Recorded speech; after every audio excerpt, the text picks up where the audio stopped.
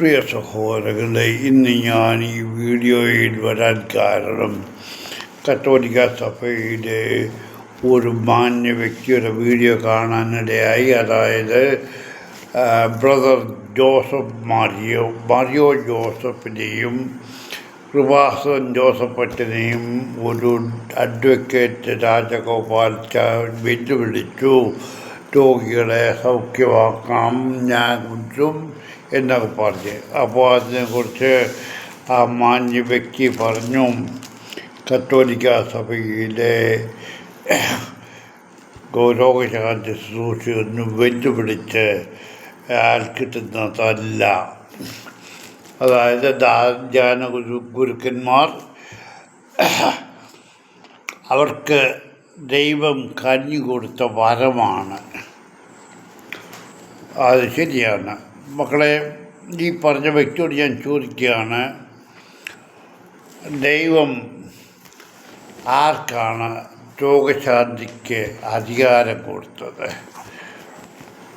മക്കൾ, ബൈബിളിലെ ചില വാക്യങ്ങളൊക്കെ ഇപ്പോൾ എടുത്ത് പറഞ്ഞിട്ടുണ്ട്, അത് ഞാൻ എടുക്കുന്നില്ല. എങ്കിലും ഞാൻ പറയുകയാണ്, ദൈവം ആർക്കാണ് രോഗശാന്തിക്ക് അനുവാദം കൊടുത്തത്, പറഞ്ഞയച്ചത്? തൻ്റെ ശിഷ്യന്മാർ, അതായത് അപ്പോസ്തലന്മാർ. അവർക്ക് രോഗശാന്തി മാത്രമല്ല, അവർക്ക് മരിച്ചവരെ ഊർപ്പിപ്പാനും മറ്റ് പല അധികാരങ്ങളും കൊടുത്തു. നിങ്ങൾക്ക് രോഗശാന്തി മാത്രമേ തന്നുള്ളൂ. എന്തുകൊണ്ടാണ്? നിങ്ങൾ പറയുന്നു ക്രിസ്തുവിൻ്റെ അപ്പോസ്തലന്മാരാണ് ഇവരെന്ന്. രോഗശാന്തി ധ്യാന ഗുരുക്കന്മാർ. അത് ശരിയാ, നിങ്ങൾ ബൈബിൾ വായിച്ചിട്ടുള്ളൂ, അതുകൊണ്ടാണ്. ഇനി ഞാൻ പറയാം, ഏത് ധ്യാന കേന്ദ്രത്തിൽ പോയാണ് കുമ്പസാരിക്കേണ്ടത്? പഴയ ഇതിനെല്ലാം വിട്ട് പുതാകേണ്ടത്. ഈ കുമ്പസാര എവിടെ നിന്നുണ്ടായി? സഭയിൽ വിശുദ്ധ ബൈബിളിലുണ്ടോ? ഇല്ല. ആർക്കാണ് പാപമോചനം കൊടുക്കാനുള്ളത് അനുവാദം, അധികാരം കൊടുത്തത്? അതും അപ്പോസ്തലന്മാർക്കാണ്. അവിടെയും പോട്ടെ. ഇനിയും പറഞ്ഞു,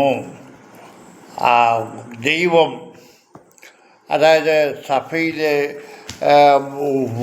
അനുഗ്രഹിക്കപ്പെട്ട ഗുരുക്കന്മാർ ദൈവാത്മാവ് പറയുന്ന പ്രത്യേക സ്ഥലത്ത് നടത്തുന്ന ശുശ്രൂഷയാണിത്. അതിനെക്കുറിച്ച് പറഞ്ഞാൽ ദൈവം പോയി മലയിലോ എവിടെ ഇരുന്നു അവിടെ കുരന്മാരും മുടക്കന്മാരെയും എല്ലാം കൊണ്ടുവന്നു ദൈവം സുഖപ്പെടുത്തിയെന്ന്.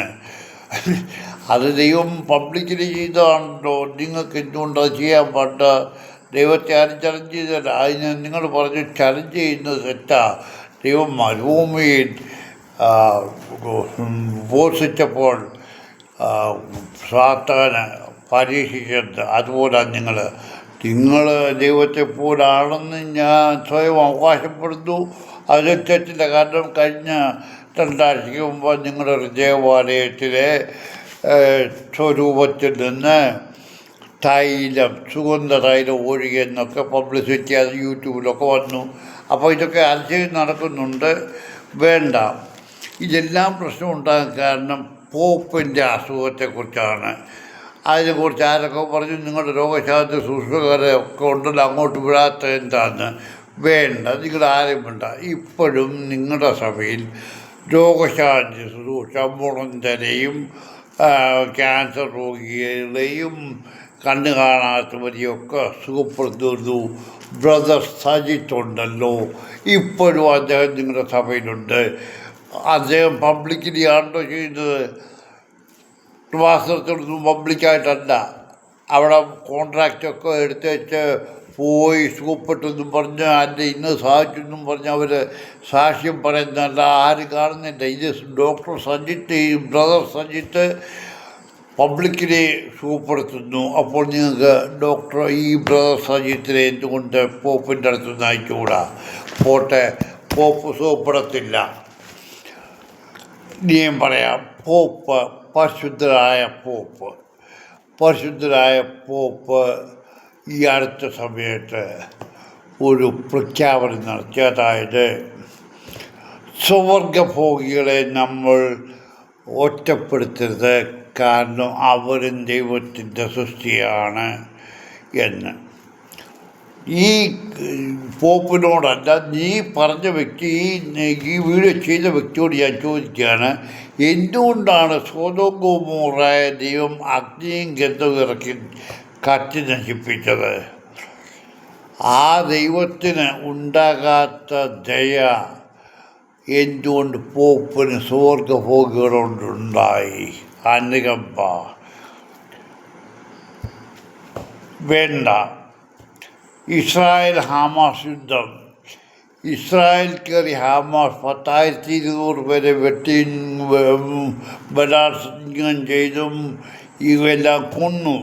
150 പേരെ ബന്ദികളാക്കി കൊണ്ടുപോയി. അന്ന് പോപ്പിൻ്റെ വായിൽ എന്തായിരുന്നു? അന്നൊന്നും അനങ്ങിയില്ലല്ലോ.